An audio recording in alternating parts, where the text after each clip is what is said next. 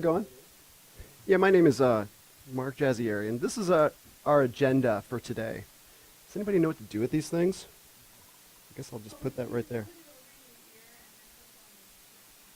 Yeah, that look cool? All right.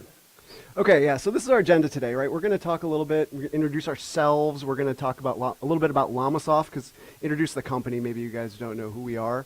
And then talk about some of the problems, the trials and tribulations we experienced, right? Going through, we did really well at building a monolith in the web. We were awesome at it, and we're going to talk about that a little bit. And what problems we experienced, but then also trying to transition out of that into more of a microservice architecture. So we're going to talk about the solutions, but we're going to bring it back into Kubernetes and exactly how Kubernetes is helping us solve those problems that we experience, especially to chop up that monolith. And we'll dig into a little bit about what Kubernetes is and how you can use, since this is AWS, we'll even throw a little bit of AWS in there just to please the AWS gods, I think. And then also have some time for Q&A afterwards. So a little bit about myself. I'm the cloud architect at LLamasoft currently. 18 years of software experience. I bit my tooth on enterprise software development at Thomson Reuters. Do we have any other Thomson Reuters people in the room? Okay, well, we know you. You can. I figured you were, all right, so nobody else. That sounds about right. Let's see. So we served on the Architect Council there for our new product that we did. It was full microservice in AWS. We went through the experience of trying to split up our suite, which was application-based, into a microservice architecture.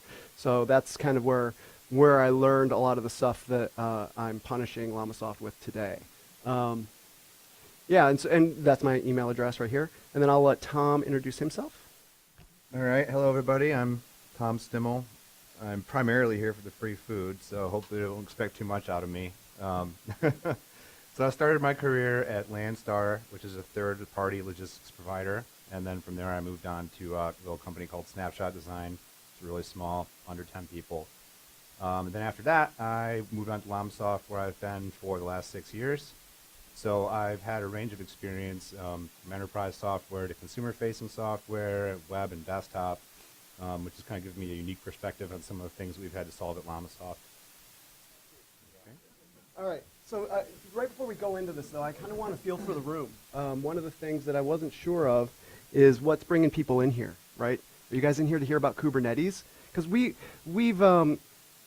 have a lot of stuff that we can talk about, right? We can sit here and go through the agenda, and we can go through the slides, or we can sit here and just talk about, hash out Kubernetes if you wanted to, right? Like I kind of wanted this to be led a little bit by the people in the room and decided if you guys wanted to take it in a slightly different direction, then we're open to it and we're prepared for it if you wanted to do that. So just like a few show of hands, who's used Kubernetes before? Okay, so a bunch of people, actually a lot of people have used, okay, you work for me, so I know you have. All right. What about, I feel like I'm seeding the room with answers here at this point. Who hasn't used it but wants to? Okay, so like most of you. Who is struggling with DevOps and microservice architecture? Who's trying to struggle through that? Thank you very much. A few people. Okay. Yeah, because Kubernetes does a lot of different things for us, right? Like Kubernetes has it brings its own problems to the table. Here, come on in, guys. Feel free. It brings its own problems to the table, but it also solves a lot of problems. So let's quickly go through who LLamasoft is, since I've got this thing up here, and he put this picture up. So we're LLamasoft. I'm just going to do this, and then we'll jump into we'll kind of skip a bunch of stuff and go straight into the Kubernetes talk, if that's cool. But so we're not Winamp. We don't build Winamp, and we discourage the whipping of llamas. All right, so this is not us. We also have nothing to do with this. What was Polybius? Polybius? That game from the mythical game from the 80s with Rainbow. Yes. This is from a 9-year-old video. We're not that cool. We are not. We are a supply, yeah. And this guy, Jeff Minter, does not work with us. Yeah. It's been a problem. He does not work for us. So we happen to be actually a supply chain company, right? We deal in the information space around optimizing supply chains. and being able to make sure that people can, we answer the question, should I build a warehouse here to put my inventory in there? Or how can I optimize my supply chain to be able to quickly deliver products to my customers and by saving on gas or saving on cost? We have to answer those kind of questions. So that's who we are, and I'm going to just skip right past to the fun bit. Okay. So I'm just going to kind of frame the problem first, which is that we started with a desktop application, and a supply chain model is basically a database. And what happened is our customers wanted to use more and more and more data, and so the databases themselves became bigger. So we had to evolve from using Access to SQL Express, and then SQL Express to full SQL Server. And then our customers were like, well, we would like to house everything on the same database server and do access control and all these fancy things. And so we kind of built a real light web app to do that through web services. And then it was like, well, it'd be really cool if we could just edit the models right on there. And so we built that on top of it. And you can kind of see where this is going. We just kept adding things, more and more features due to customer demand onto the same application stack. And so, we made the classic mistake of mistaking an application for a platform. We just kept throwing features at it. I mean, we actually built whole products on top of it that we would turn on and off through license files. So it was really organically grown over the years. And, I have on here that the shortest path between 2 points involves a lot of tech debt. That is generally the case. We're traditionally a sales-oriented organization, so you chase on the next big deal. There's a lot of pressure to simply get things done. So there's a few problems that we encountered due to this. One, it is really hard to deploy. So as much as we would love to say, yeah, we're a SaaS company, we have a cloud offering, you're just going to use that. That unfortunately we ended up in situations where we had to do on-site installs. Sometimes because it was a customer that simply wouldn't share their data with us, or sometimes it was like a military contract where we couldn't do it. And so we had to deploy our whole stack on customer hardware, and it's really difficult to do that because you have no idea what you're going to get into, and everybody's network is set up a little bit differently, and it just became really difficult to support that. Then on top of that, we had a pretty inexperienced operations team. They were pretty much a desktop support team, and suddenly we're like, well, now you're going to have to start installing all the software on people's servers and managing the servers and optimizing database, things like that. So that was a real issue for us. And on top of that, our solving operations generate just multitudes of log data. And so we had problems surrounding, okay, where do we put this? What do we do with this? How long do we keep it? And then on top of that, we had, I would argue, multiple single points of failure. I understand that's a contradictory statement, but it was kind of like you'd break down one bottleneck and the next one would pop up, and it was just whack-a-mole, So we decided to re-architect everything using microservices. And we had a couple of basic principles we wanted to follow. One, we wanted to make every service as autonomous as possible. I was at a conference with Mark a few weeks ago, Code Mash, and somebody brought up the point, you should think about what would happen if one of your services just is turned off. What effect would that have on your system? So that kind of illustrates, our thinking in terms of autonomy. So one result of that is that we actually store data where it's needed. So we have a lot of duplication of data. So you have to kind of move past that mindset of, I need to have a normalized database. I'm not saying that you have multiple services that can mutate that data. You have one service that owns it, and then we use a messaging system to send out events to synchronize across the other services. So it's your traditional eventual consistency model. And one result of that is that if service A goes down, service B can still keep running with its own local copy of the data that it needs. Meanwhile, the events just keep stacking up in the queue, and you pull them off when you need them, and then they become consistent then. This wouldn't work very well if you needed to do things in a transactional nature, but we very infrequently have to do that. Okay. So a few other things that we decided we were going to do is we were going to use .Net Core because we wanted to get away from deploying on Windows servers. And unfortunately, at when we first started, .NET Core was pretty sparse, but the API has been flushed out quite a bit since then, and you can pretty much do anything that in Core you can in full framework. There's really no reason not to use it.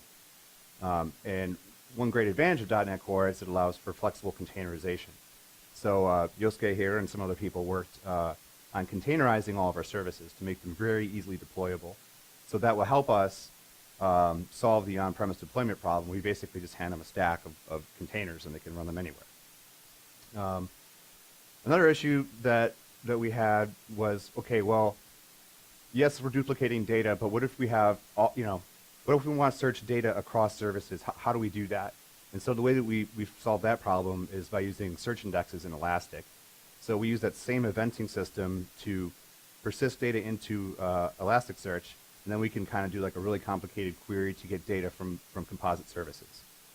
And much to my chagrin, unit and integration tests have become very important in this whole design. For one thing, it's just a lot harder to do, your traditional QA on it. So we really had to evolve our thinking about testing and do as much automated testing as we possibly could. So just a few general practices that we followed. One was use eventual consistency wherever you can. So we have this one service that audits all changes to certain records, like, the name was changed, the description was changed. It's your standard audit system.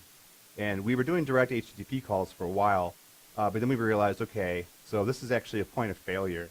And if we just put a message into the queue, a message that we know will eventually be acted on, we're breaking that dependency. So that's another example of eventual consistency, I suppose. And another great advantage of using a message bus, we're actually using RabbitMQ, is that you can replay the transactions. So if something goes wrong, you can recover in a sense. Okay. Is this me or you? Okay, all right. So yeah, there are a few drawbacks that we ran into with this whole design paradigm, which is that you have to run a lot of services. If you're someone like me and you need to run the whole ring locally, it takes a lot of resources. And of course, it is a lot more difficult to debug things. So basically, yes, you can debug into a container, but it doesn't always work like you'd expect. So you tend to kind of, in place of step debugging, use lots and lots of logging. So we've kind of have amplified the logging problem a bit, but the approach we're taking now is to put them in a more appropriate storage place, someplace that like Elasticsearch that's searchable and can just store a whole lot of it at a low cost. Okay, I'm going to pass it on to Mark now.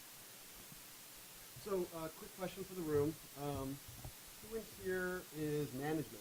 Any concerns about management kind of problems around switching to Kubernetes? One. Okay. What about architects? Architects in the room? People who aren't necessarily writing code all day? Okay, a bunch of you. And then the people who do all the work. What about that? All right. Okay, good. All right. So we got an interesting mix. All right. And I'm going to try to hit it from a couple of different directions. Right. So microservices, operationally complex, right? We've got a lot of moving parts. We've got message queues. We've got console as a configuration service. We've got microservices left and right, all trying to communicate. It's chatty. We've got a lot of stuff going on. Who has a development operations organization that is really good at automating rollouts, rollbacks, scaling? Let's see. Okay, we got one person. Okay, I got two people. This is right brain. Why isn't I don't know, right? That's hard. This is hard stuff, right? And speaking from a management perspective, you've got a team that maybe needs a little growth in that area, certainly needs expertise in understanding how to do this. It's hard to do traditionally. People have leaned on services like Azure, AWS, of course, to do a lot of this work for them. Kubernetes shifts the problem of this sort of problem domain into one that's a configuration issue, okay? What I mean by that is a DevOps team doesn't have to know how to do automatic rollbacks, blue-green deployments, bin packing, throwing of microservices onto the right servers, scaling out automatically. They just need to know how to configure servers. How many people have DevOps teams that can configure servers? A little bit more, right? I'm hoping to see more. I'm not seeing that many hands, but I'm hoping a little bit more, right? This is something that nobody is talking about, but it is fantastic. If you're thinking about using Kubernetes and you are worried about maybe the cost, the lift and shift for getting into it, the effort involved in it, it's there. I'm not gonna. it's not gonna go away. But it shifts the domain problem set into something that people are familiar with solving. Okay, and that's awesome. That's a very powerful thing. So, what is Kubernetes? That's the Greek. It's Greek word for pilot or helmsman of the ship. It's cluster manager from Google. They're not actually using this in live action. They're using a forked version of this, but they love to grab all the cool bits that get put into here. They're certainly benefiting from this open source engagement. It handles automatic scaling, the management of containers, and if you see the K8S nomenclature with 8 letters in between K and S, then that means Kubernetes. That one took me way too long to figure out, let me tell you. A little embarrassed to say that, all right? I'm like, what? What's going on? All right. So in the marketplace, right, it's been a big year for Kubernetes. This last year was ridiculous a little bit.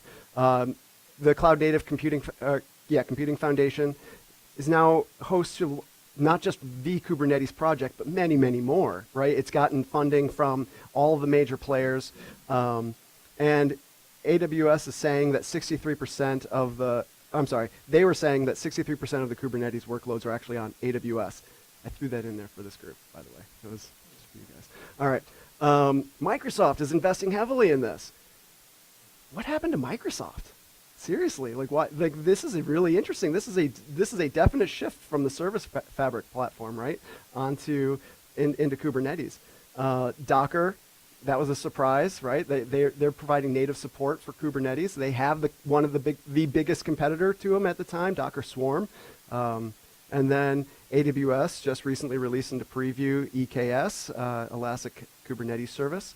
It's in preview right now. So there's a lot of action in this market. Azure has like 3 different methods of performing a Kubernetes deployment, at least 3 that I know of. So they keep trying to figure that out, which is kind of funny to me. Yeah, so I mentioned some of these, but this is what Kubernetes can do, right? Automatic bin packing. It can put the service, when it scales out, onto a host that has the least amount of CPU utilization.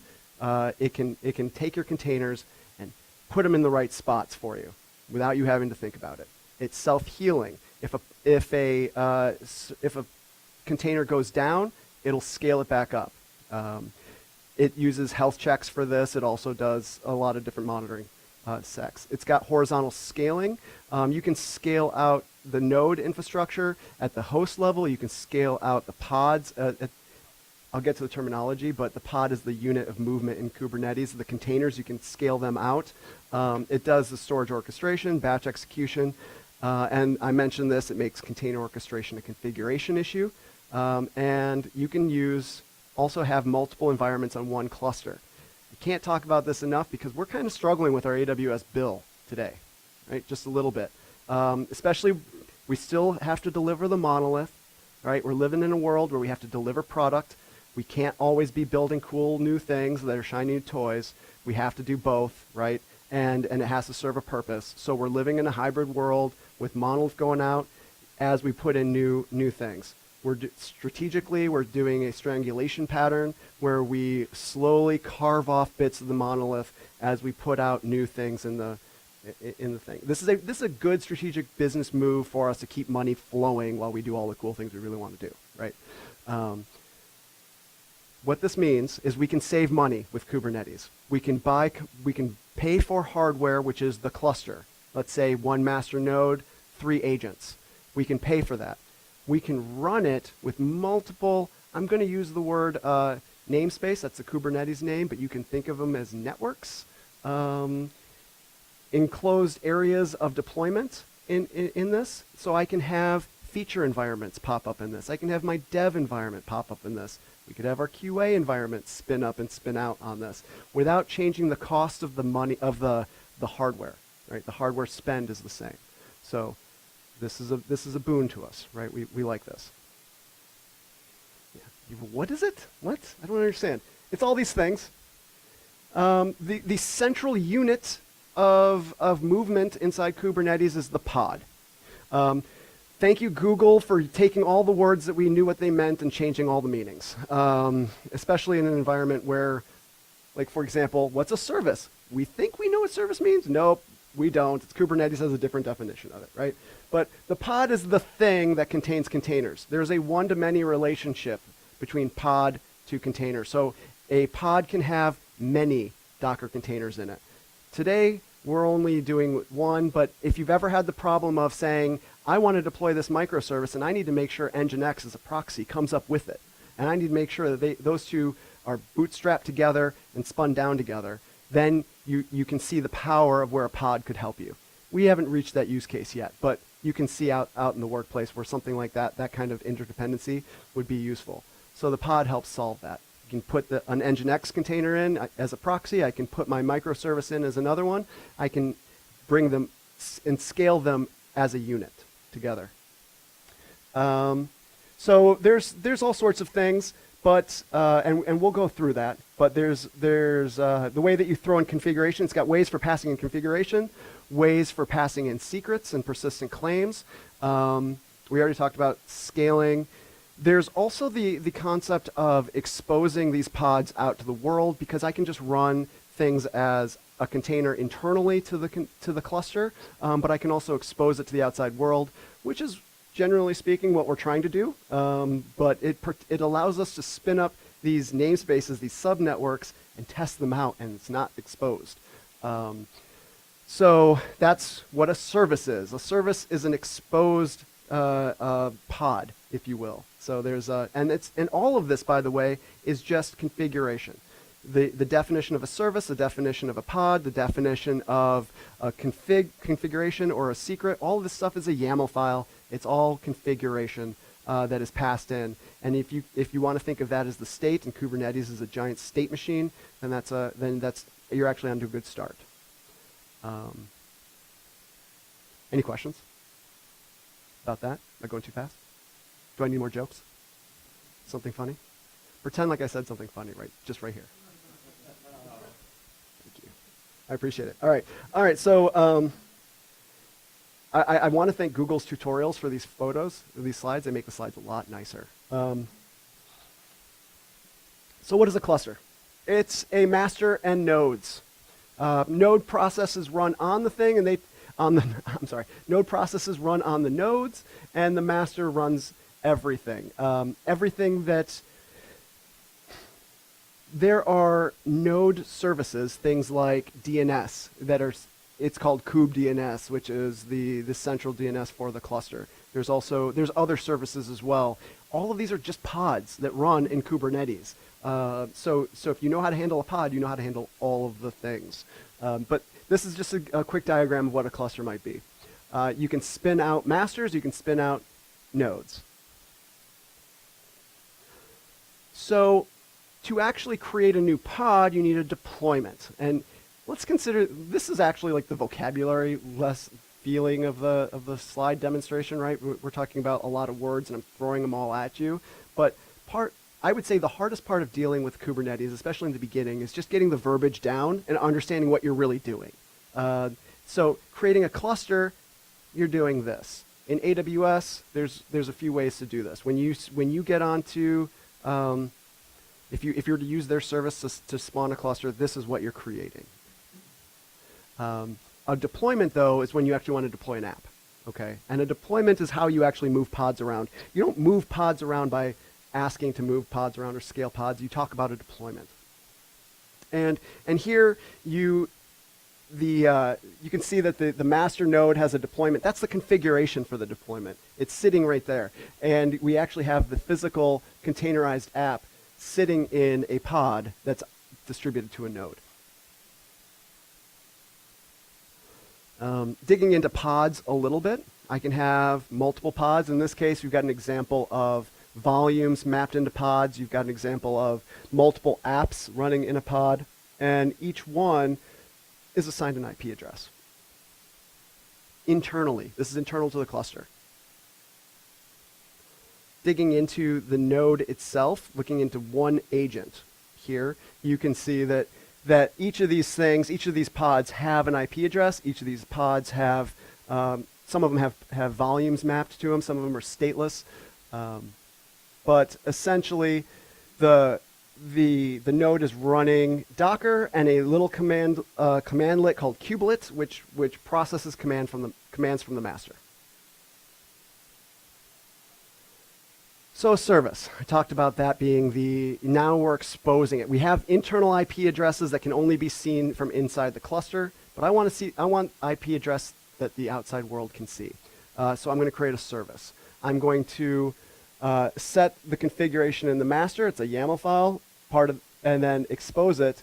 And we've got two services running right now, and I'm given an outside IP address. So service A has an outside IP address of 10.10.91, and the internal one is a different IP. Up top, you can see that service B is actually on multiple nodes. So a service is a configuration that defines outward access to an application. These applications, you don't know what machine they're running on. You don't know how many are available. There is a load balancer that responds to service requests. In AWS, you can use an AWS load balancer. In Azure, you can use an Azure load balancer. You can use Nginx as a load balancer. You can configure this to your heart's content.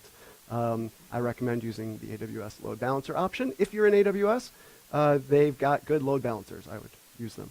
But what this does is it responds to requests to 10.10.9.2 and then funnels the request to an appropriate pod that happens to be available at the time. So, crazy information. So there were some problems there. Are you guys using COPS on AWS? So we are now. Okay. Yeah. And until what is it, EKS gets out of preview, we probably will. And we'll look into EKS when it becomes a little bit more mature. But I'll be honest, COPS, and I've got a slide about that. So yeah, we're using COPS. Number 2 over there. It's a open source project to deploy infrastructure to AWS. It's a command line utility. It works in Linux and Mac OS. There's no Windows flavor of it right now. That hasn't been a problem for us. But these are some of the things that we're kind of trying to get into right now. So we do have it installed in AWS, and we do have our Azure instance also up as well. This does afford us the ability to easily move our applications in our microservice stack to either cloud. Configuration aside, right? Now this is an upfront cost, the Azure sunk cost of trying to make it work. Once it's working, it's the same YAML files in both cases, right? This is great. This is really, really cool. He talked about our on-prem problem, right?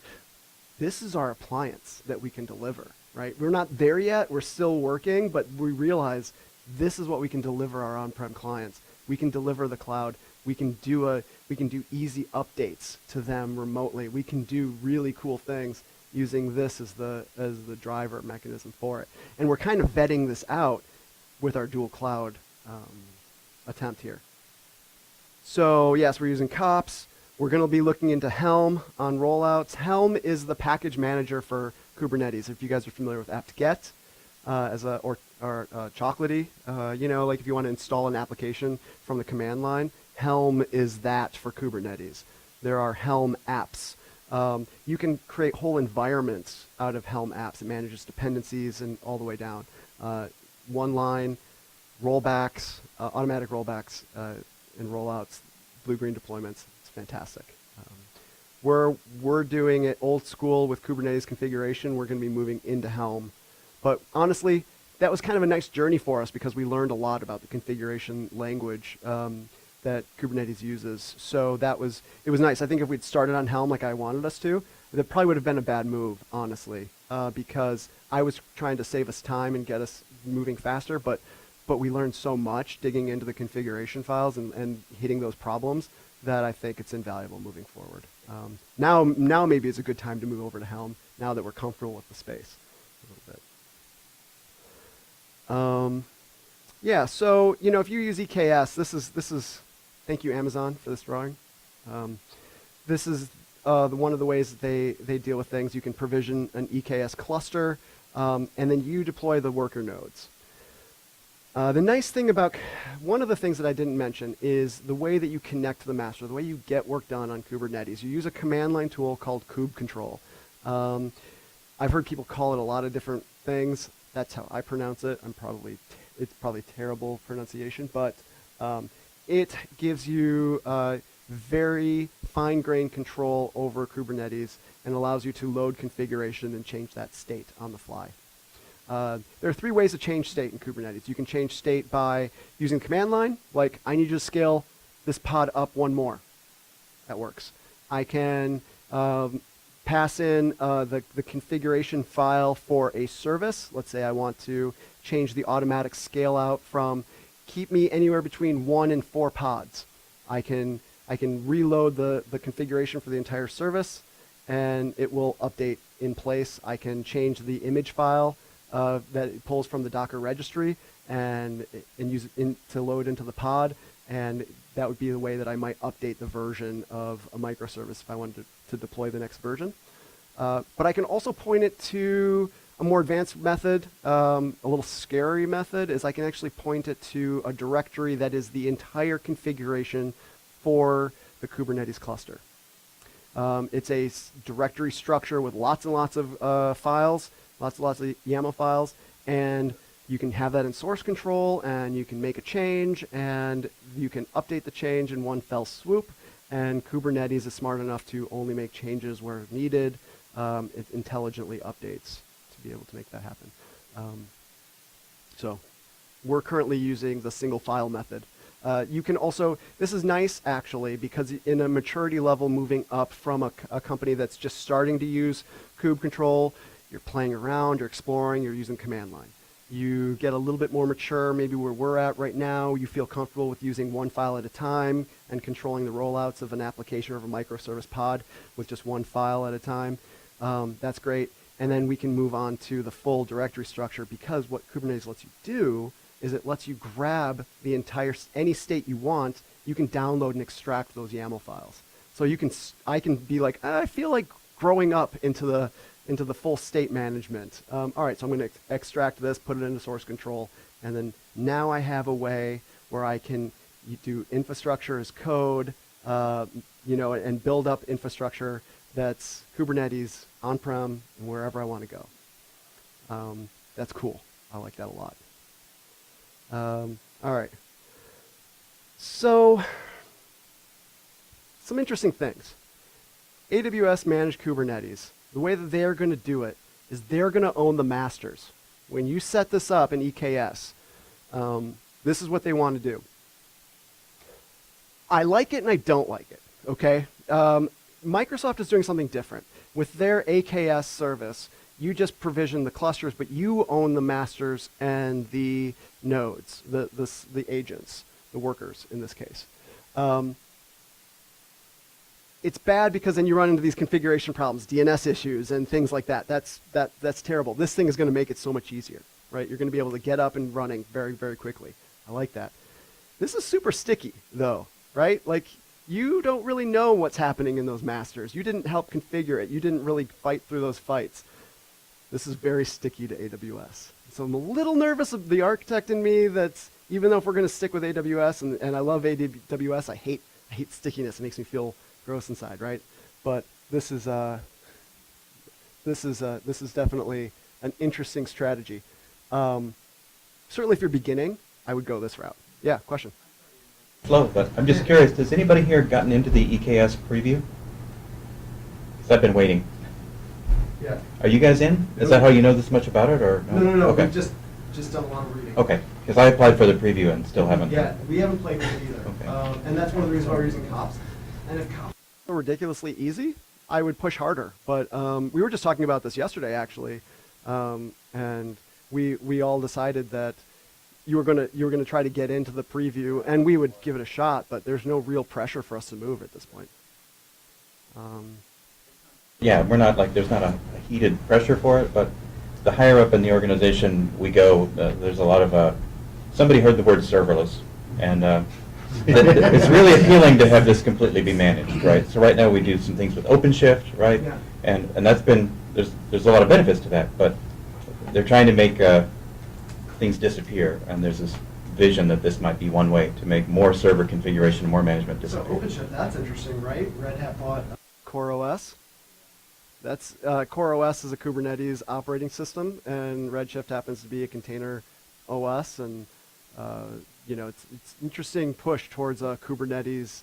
Kubernetes seems to be winning the war a little bit. I can't look into that crystal ball too far. I'm not a market expert, but it's an interesting choice.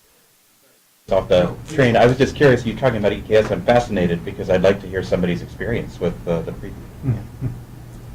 Yeah, so nobody else in the preview? I would be interested too. I expect, honestly, this year serverless to be a big deal for serverless functions.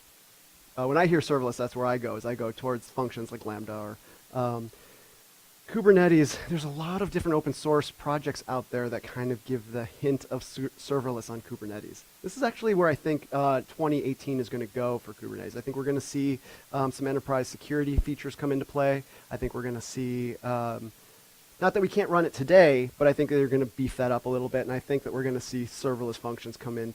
And I'm wondering if the CNF, I always forget the acronym, if they're going to be the cloud data, yeah, that one. I think they'll probably own, I'm guessing they'll own a serverless open source thing by the end of the year, because Kubernetes lets us do things very close to that. We're so close, and some of these open source projects are very interesting right now.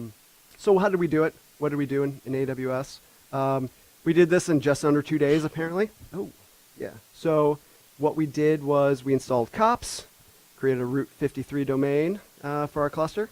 We created a S3 bucket for configuration.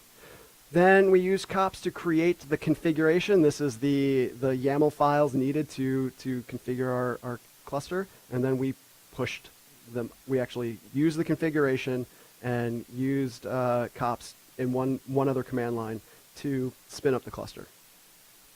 So 5 command lines. Right, from 0 to working in 5 command lines. Like I said, we haven't needed to go to EKS. It's been super easy, and it's been a good experience, right? I mean, what would you say? I think it was rather shocking how quick you could get up and running, and also COP's ability to hand off to kube control to change the context for you to automatically hook you up to your new cluster that you set up. So that was pretty neat stuff. Yeah, control manages things like security to the cluster, secure access to the cluster, and things like that. And if you're logged in and correctly authenticated, it will manage that to make sure that when you actually use kube control, you can actually access your cluster, and that you're allowed to do so. Yeah. Okay. So that was the slideshow. That was all the good stuff. Some other experiences that we had. When we were building this initially, I would say that one of the biggest problems, other than the DNS issue, we still struggle a little bit with configuration and getting new things on board. We're working through some of those issues, especially defining what all the different pieces that are moving. But again, this is a configuration problem. That's cool, right?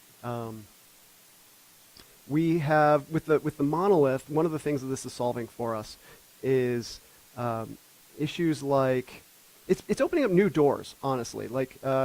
We have a big dependence on SQL Server.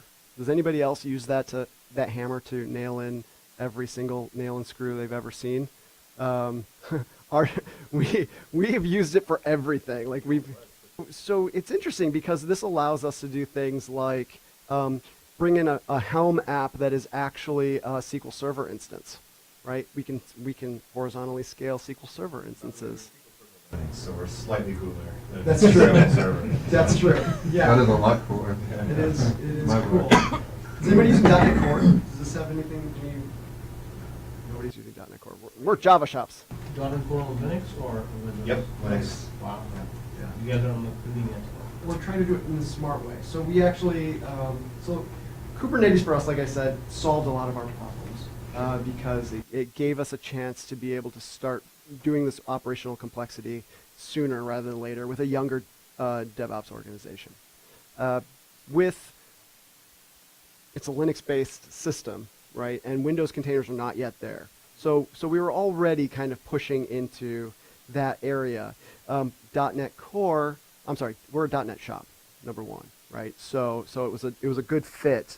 That being said, we actually have some dependencies, especially in the monolith, that use things that cannot be put on Linux yet. And we may have things for a very long time that won't be able to be put onto Linux. So in that case, we're actually running Docker hosts, Windows Docker hosts. And we're running with that one. I'll tell you how that is. Like, ask me next year how that went for us. We're going to see how that goes. Anything with actually like Kubernetes on Windows and Server 2016? So we aren't. Okay. Is anybody doing that? Starting to experiment. Okay. I'm curious to see if that actually works. It I would supposedly love it. does. Does it? Yeah, I would be very interested in it. We started this as an experiment, and it turned out to work really well for us in terms of a development environment and getting things spun up and being able to write and code and get it deployed, put it into containers, get it out to. It's a lot of steps, but it was super easy for us to do it. And once we went there, we really. There was a little bit of fight in the beginning for about 3 days with like, oh man, I've got to change everything to .NET Standard, and I don't know, I've got to compile, how are we going to compile this? Then we got past that and it was great. Yeah, so our experiences there have been very positive, and it was a quick transition too. Except for those few libraries that we just can't shift over. That's been a pain in the rear.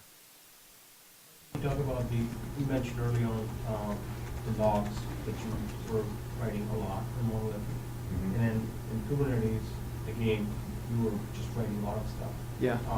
How do you manage that today? Like, what was the difference between the old way of dealing with the logs versus the new way on the new application? I can talk about. So Yeah. first of all, we were tying up our log data. So we were persisting them in a database, okay, along with some actual like production data that we needed. And so it would tank the server, way too much activity. So the first thing we did was, okay, well, we're going to stick with just logging in a database for the time being, and we're going to put it in its own dedicated instance, okay? And then we're going to actually have multiple instances of the logging service that can run, and we can load balance that. Now what we're actually moving into is, all right, we're going to put this, because we're using structured logging, so we're going to put all of this into Elasticsearch. Yeah. Mm-hmm.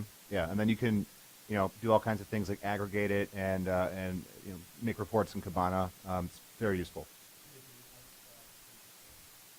Yep. Mm-hmm. So I think our challenge right now, one of the areas where we're still working, is aggregating those logs. So, now you're in Kubernetes. You've got host logs, you've got master logs, you've got node logs, you've got pod logs, you've got Docker container logs.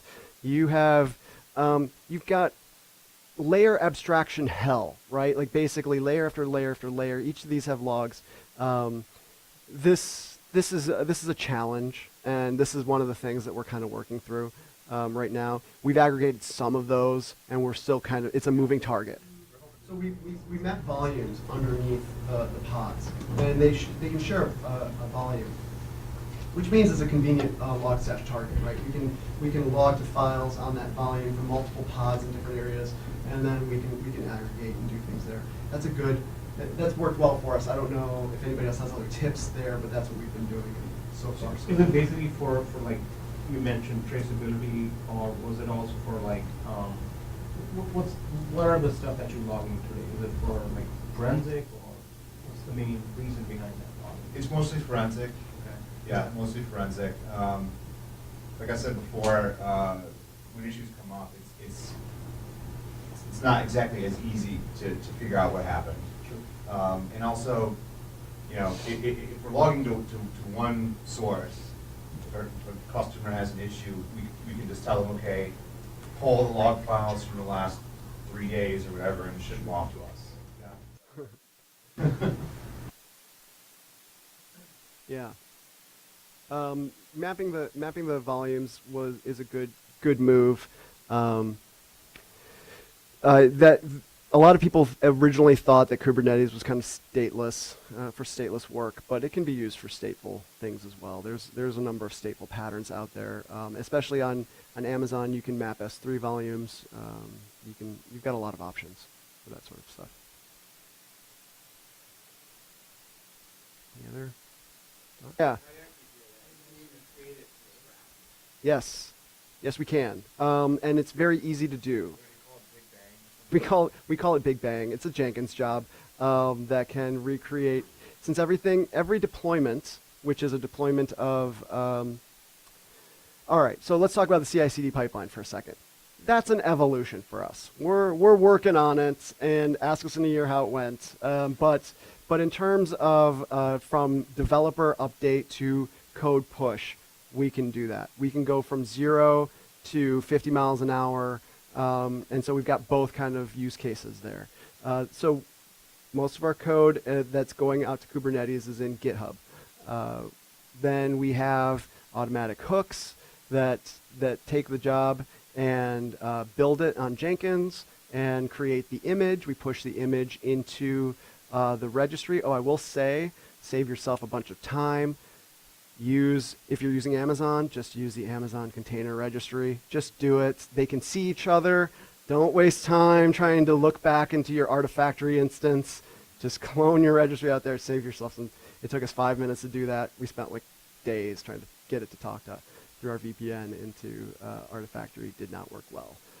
Anyways, so it builds the job. Let's say the microservice, and it deploys the artifacts to ECR, and then it pushes, using kube control, it pushes the deployment with the new version of the artifact that needs to be deployed into Kubernetes. Kubernetes isn't out yet fully, so maybe once that comes out, we'll just move to that directly. So that's kind of why we haven't moved yet. Yeah, I think that was certainly a concern on our part. I felt better when I saw the market shift towards Kubernetes earlier this year.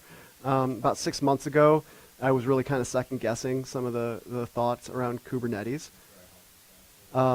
Yeah, Tom is my he's my check and balance. He makes sure I don't do dumb things. And this was one that we talked about. Like, we really, there were real reasons to use it. And it was actually solving some problems, but was it too soon? We had the same thought. I can say it's pretty robust, and COPS on AWS makes it a little easy to jump into. It reduces the barrier. I would say the transition into Docker containers is much bigger, honestly. The understanding of what a container actually does to your application and how it like hides ports and in the port mapping, getting things talking, and understanding the tooling shift, right? Like we run tools in Jenkins in Docker containers now, so we don't have to have slave nodes install the right tooling on it. Right, and that comes, I think, from a certain maturity level of being able to use Docker. And across the group, we're not even there yet, right? Like, it's certainly spotty. Our team is very familiar with Docker, and we're very comfortable with it. And we're trying to push the entire group up with that. But it's still a tough transition, I think. Once you get there, it's only a smaller step up. And if you talk to us, we can help you navigate some of the pitfalls. Yeah. So deployments, like how many you're doing on like daily, weekly basis, and then scale up, scale down, and rollbacks. Like you mentioned earlier, like there's a lot of flexibility in the platform itself, but in general, what kind of issues that you have seen there? I've got 0 impressive answers for you at this point. We're not in prod yet. So we do it on I don't know how many, since we automatically deploy into AWS, we were automatically deploying into AWS on hooks from GitHub. It would be the number of check-ins. We didn't have any problems there once we got it hooked up and wired up. Latest is not a good practice. Don't do what we did. Pin to a version, please, and then use templating to get around that. That would be a good. That's do that first. Don't do latest. Let's see. What was you asked about? Deployments, number of deployments. What other thing, like, the feedback loop about, I mean, obviously you guys are not in production yet, but one of the aspects is like scaling up or down based on performance. Yes. Maybe there's something is dying out and then you just spin up another one. Yeah. Or So blue, green, blue's kind of. Like yeah. So blue green is one of the things Kubernetes does for you in the background. The way that it does deployments. The rollback is something that kube control can do. It's very easy to jump back to older versions, especially if you've got configuration and source controls as simple as running the command again, and it'll pull back. Kubernetes also has opinionated form of doing health checks. So health checks and liveliness probes on each microservice. So you can implement this as endpoints registered in your service. And based on that information, it can auto-scale, determine a pod's unhealthy, and load up.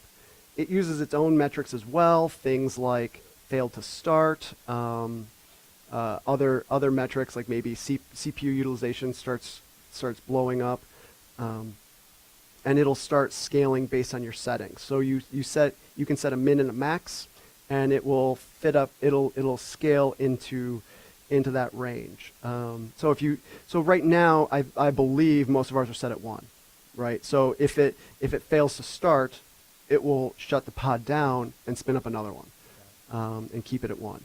And that's just where we're at right now. I believe moving forward, actually we were just talking about setting the default standard as minimum 2 to 5, just for development purposes and getting people used to the idea that there could be any multiples of these things working.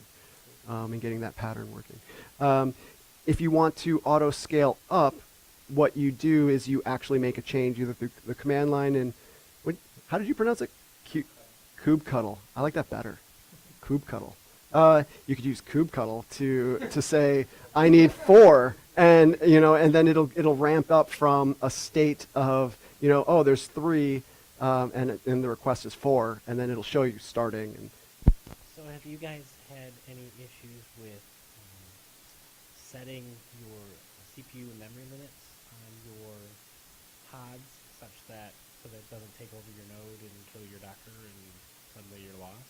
That's so we haven't experienced any problems because we haven't had any runaway processes yet. Oh, well, fair. I'm sorry. You've But got better software than we have. no, we have like 8 services. Yeah, give Tom time. He's working on it. No, but seriously though, it's literally a one-line setting in the configuration file or a command line change on kubectl. I seriously like that better. I'm totally using it. Yeah. On the pronunciation? No, not on kubectl, but on the C groups and all that stuff. So there's a couple issues with, I think it's been fixed in Node, but with Java and ignoring the memory C group or something like that. So it can actually cause problems and go try and basically consume more than the bound that's been allocated to it. There's a couple other languages that have that problem. There's a thing at KubeCon last year where they talked about it in, I think, the SIG node deep dive. Who's going to KubeCon this year? Yeah, right. We'll hang out. It'll be good. I didn't know that. No, I'm not a Java developer. That's good to know. Absolutely. I want to empower the teams to be able to use whatever tools necessary to solve the problem. All right. And one of the things we do is data flow. we manage a lot of data. He mentioned that our models, when you model a supply chain, there's a lot of data that's involved. One of our products handles transactional data, like, you know, boxes in, boxes out, that sort of thing. Transactional data inside a supply chain.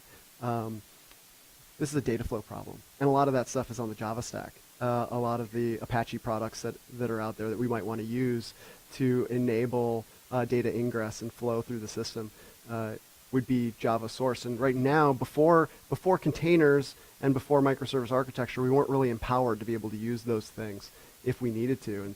And so this is another nice feature of containerization in microservice. Also the fact that, like you mentioned, our solver technology, pretty much stuck on Windows, lets us at least move everything else away from it. Yeah, our solver technology is CPU intensive. It eats up the box when we use it. And what the solver does, we've got a number of different solves that solves the model. Basically, somebody asks a question, and there's a dinosaur. Something crazy going on. Nobody move. They can't see movement. So the solves are, what they do is they do things like transportation optimization, fastest route between multiple points. If you guys are familiar with the traveling salesman problem, that's our bread and butter. That's where we do challenges. We go out in the world. We've got very smart people with PhDs to write the algorithms that we turn into products.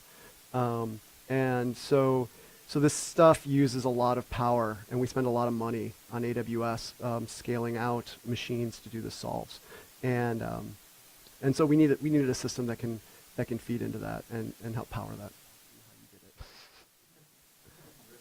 Yeah. Thanks, guys.